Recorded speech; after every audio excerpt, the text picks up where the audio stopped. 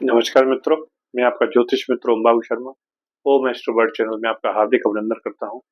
ईश्वर से दुआ करता हूँ कि आप स्वस्थ रहें और मस्त रहें। मित्रों, ग्रह गोचर की जो श्रृंखला चल रही है, इसमें हम आज बात करने जा रहे हैं गुरु के महापरिवर्तन को लेकर। गुरु इस समय आद्रा में गोचर कर रहे हैं और ये 13 अगस्त से गोचर करने जा रहे हैं पुनर्वसु में। पुनर्वसु इनका अपना खुद स्वयं का नक्षत्र है। पुनर्वसु का मतलब है पुनः बसाना। पुनर् मतलब पुनः और वसु मतलब बसाना। तो पुनः बसाना इसका आशय ये है। तो कैसा रहने वाला है ये समय? पुनर्वसु नक्षत्र कन्या राशि वालों के लिए इस विषय पर यह वीडियो हम बना रहे हैं। कन्या राशि यानी जिनके हॉरोस्कोप में पहले घर में 6 अंक लिखा हो या जिनके चंद्रमा 6 अंक पर बैठे हो, ऐसे लोग कन्या राशि वाले कह लेते हैं। ये राशि बुध की राशि होती है और बुध देव कन्या राशि में उच्च के होते हैं। तो कन्या राशि वालों की या कन्या लग्न वालों की जो कुंडली है उसमें यदि हम देखें तो इस समय वर्तमान में गुरु का जो गोचर हो रहा है वो आपका 10th हाउस से हो रहा है, आपके कर्म भाव से हो रहा है। और कर्म भाव से जब गुरु का गोचर होता है तो आपको पता है कि आपको पद प्रतिष्ठा मान सम्मान सब में ग्रोथ देते हैं, सब में वृद्धि देते हैं। और ये जो समय होता है बहुत ही अच्छा समय होता है, क्योंकि यहाँ से 10वें से 10वां हमारा 7वां हाउस पड़ता है, जनता का हाउस है। लग्न से जब हम देखते हैं तो जनता में हमारा किस तरह का इंप्रेशन जाता है, वो गुरु उस ओरा को बढ़ा देता है। इसके साथ साथ गुरु जब यहाँ बैठते हैं तो यहाँ से अपनी जो 7वीं दृष्टि डालते हैं वो डालते हैं आपके चौथे घर पर। चौथा घर जो होता है वो बेसिकली जातक काल पुरुष की कुंडली में कर्क राशि को दिया गया है, चंद्रमा का घर दिया गया है, माता का घर है, भूमि भवन वाहन का सुख है। तो आपको कहीं ना कहीं इन सब चीजों में गुरु ग्रोथ देते हैं, वृद्धि कराते हैं। साथ ही साथ 7वीं दृष्टि यहाँ जाती है। गुरु को 3 दृष्टियां दी हुई है बेसिकली। एक 5वीं दृष्टि है, एक 7वीं दृष्टि है और एक 9वीं दृष्टि है। तो जब यहाँ बैठ के 10वें घर में बैठेंगे गुरु तो इनकी 5वीं दृष्टि कहाँ जाएगी? 5वीं दृष्टि जाएगी इनकी आपके धन भाव पे, है ना। धन भाव यानी अर्थ त्रिकोण का भाव। और जहां बैठे हुए हैं 10वें घर, ये भी अर्थ त्रिकोण की राशि है। और जब इनकी जो 9वीं दृष्टि जाएगी वो आपके 6वें घर पर जाएगी, वो भी अर्थ त्रिकोण का घर है। यानी कि गुरु पूर्ण तरह से आपके अर्थ त्रिकोण को कंट्रोल कर रहे हैं। यानी पैसे की आवक आवक आएगी आएगी, बढ़ेगी बढ़ेगी, इसमें कोई दो राय नहीं है। तो जो तकलीफ का समय था आपका, जो आपने अभी सब कष्ट होगा इतने वर्षों से, उसमें रिलीफ का समय है, राहत का समय है। मेरे पास बहुत सारे कमेंट्स आते हैं, बहुत सारे लोगों के फोन भी आते हैं जिनका कि ये कहना रहता है कि ये बहुत मुश्किल है हमारा, ये आप गुरुजी इससे आप बाहर निकालिए। तो मेरा उन लोगों को यही कहना है कि ये अब समय है, निश्चित तौर से ये राहत भरा समय आपके लिए रहेगा। आप इसमें देखें आपकी दशा महादशा किसकी चल रही है, आपके हॉरोस्कोप में प्लैनेट पोजीशन क्या है। किसी अच्छे ज्योतिषी से अपनी कुंडली का विश्लेषण कराएं। हम भी करते हैं, यदि हमसे भी कराना है तो आप हमारे व्हाट्सएप नंबर पर डिटेल भेज सकते हैं। हम उसकी एक निर्धारित फीस रहती है, शुल्क रहती है, वो लेते हैं। और आपको पीडीएफ भी देते हैं कुंडली की, आपको उपाय भी देते हैं और सारी चीजें बताते हैं कि आगे आपको कैसे चलना है जिससे कि आपके कर्म अलायंस हो जाए। और ये भी बताते हैं कि आपका पर्पज क्या है इस दुनिया में आने का। बेसिकली आपने देखा होगा दोस्तों, 70% लोग तो खुश ही नहीं है अपने काम से, क्योंकि वो बने ही उस काम के लिए नहीं है जिसको वो कर रहे हैं, और वो मजबूरी में कर रहे हैं, नियति ने उनको दिया है, जो भी रीजन है वगैरह वगैरह। लेकिन यदि आप उनसे पूछेंगे तो आप ये पाएंगे वो कहेंगे कि नहीं, हम अपने इस काम से संतुष्ट नहीं है। तो हम ये भी देखते हैं कि आपके लिए कौन सा व्यवसाय सूट करता है, कौन सी नौकरी सूट करती है, कब आपको शादी करना चाहिए, कब आपको संतान पैदा करना चाहिए कैरियर में, कब कैसे क्या कौन से डिसीजन लेना चाहिए, इन सब विषयों पर इसमें चर्चा होती है। तो यदि आपको अपना हॉरोस्कोप दिखाना हो तो आप हमारे व्हाट्सएप पर डिटेल भेज सकते हैं और उसका आप लाभ लीजिए। तो मित्रों, बात चल रही थी अभी हमारी कि गुरु के गोचर का किस तरह का प्रभाव आपको देखने को मिलेगा। तो पुनर्वसु में गुरु 10 महीने तक रहेंगे दोस्तों। ये मिथुन में 10वें से भी गोचर करेंगे और साथ ही साथ ये आपके 11th भाव से भी गोचर करेंगे, यानी लाभ भाव से कर्क में भी गोचर करेंगे। अभी जैसे 13 अगस्त है तो 13 अगस्त से 17 अक्टूबर तक ये रहेंगे, मिथुन में रहेंगे। उसके बाद फिर 13 अक्टूबर से फिर कर्क में चले जाएंगे।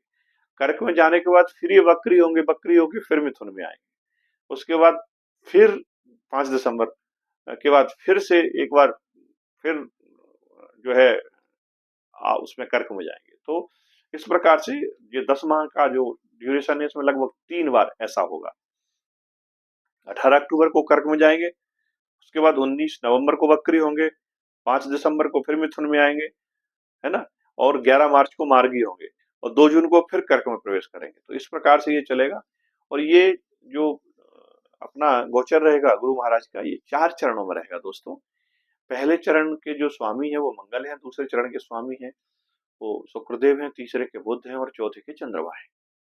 एक नक्षत्र के 4 चरण होते हैं और चारों चरणों के अलग अलग देवता होते हैं, तो अलग अलग रिजल्ट आते हैं।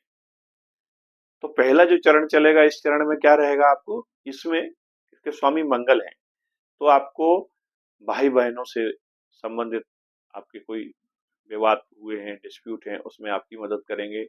यदि आपको प्रॉपर्टी से रिलेटेड कुछ मैटर थे जो अधूरे रह गए थे, डील कंप्लीट नहीं हुई थी, उसको डील कराने में आपकी हेल्प करेंगे। यदि व्यापार में कुछ अधूरा रह गया था, कुल मिला के ओवरऑल कहने का मतलब ये है कि जो अधूरे कार्य छूटे हैं उनको पूरा कराने के लिए ये पुनर्वसु नक्षत्र बहुत ही उपयुक्त नक्षत्र माना जाता है। इसमें जिनकी शादी संबंध नहीं हुए हैं, शुक्र के जब गोचर आएगा उसमें ये भी कराएंगे, शादी संबंध भी करा देंगे। आपको प्रतियोगिता कंपटीशन में भी बेनिफिट मिलेगा। लग्जरियस लाइफ थोड़ा जीना पसंद करेंगे, छोटी गाड़ी से बड़ी गाड़ी पर पहुंच जाएंगे, है ना, छोटे वाहन से बड़े वाहन पर पहुंच जाएंगे। इसी प्रकार से जब बुध का नक्षत्र आएगा तो बुध के नक्षत्र में भी आपको कहीं ना कहीं ये ग्रोथ देखने को मिलेगी। आप थोड़े लग्जरियस बनेंगे, आप थोड़े कंपटीशन प्रतियोगिता में आगे निकलेंगे और कंपटीशन प्रतियोगिता में आगे निकलेंगे, साथ ही साथ धन लाभ होगा।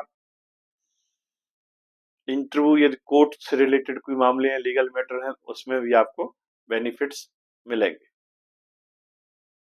अच्छा, यदि बुध की युति आपकी कुंडली में गुरु के साथ है तो आप देखिए अपने हॉरोस्कोप को, इसमें आपको फिर प्रॉपर्टी मिलने के बहुत चांस है। किसी बड़ी प्रॉपर्टी का सौदा आपका हो सकता है या फिर अनायास आपको ससुराल से कोई लाभ हो सकता है। वो डिपेंड करता है कि कोर्ट कचहरी में कोई मामला चल रहा है आपका तो वो सुलट जाएगा, कोई पुरानी शत्रुता चल रही थी वो मित्रता में कन्वर्ट हो जाएगी, शादी विवाह का भी कोई मैटर है वो भी आपका ठीक हो जाएगा।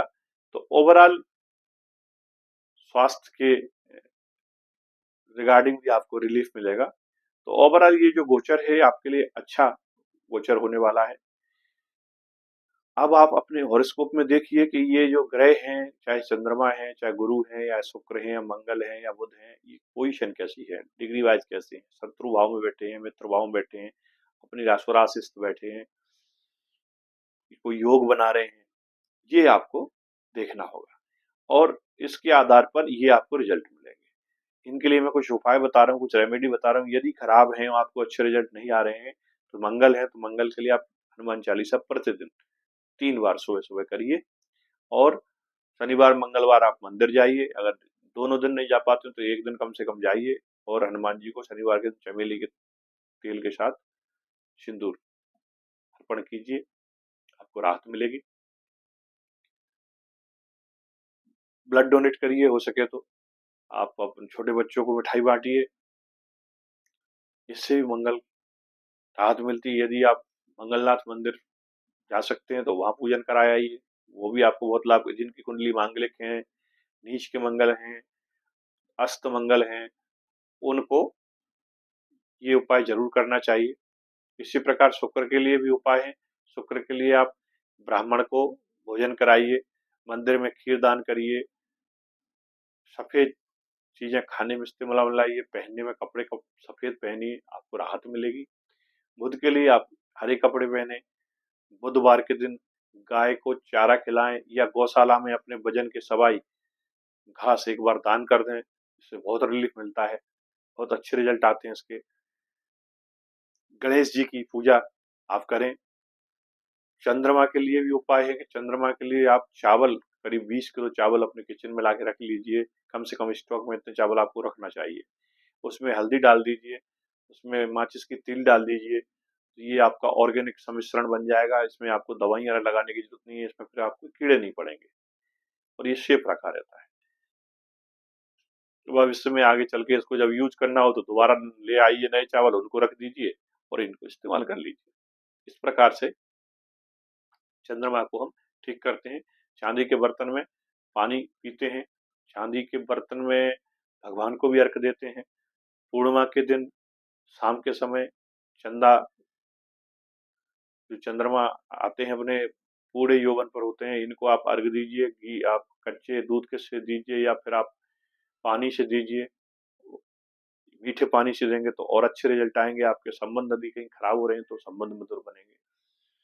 तो इस प्रकार से ये इसके उपाय हैं। उम्मीद करता हूँ दोस्तों ये विश्लेषण आपको पसंद आया होगा। यदि अच्छा लगा हो तो चैनल को सब्सक्राइब जरूर करें, शेयर करें, लाइक करें, बेल आइकन बटन दबाएं, जिससे आने वाली वीडियो से आपको लाभ मिल सके और आने वाली वीडियो से भी आपको सारी जानकारी मिल सके। मिलते हैं अगले वीडियो में, तब तक के लिए माँ बाप की सेवा करें दोस्तों, गाय गौ माता की सेवा करें, यही मेरा आपको संदेश है। नमस्कार, जय हिंद।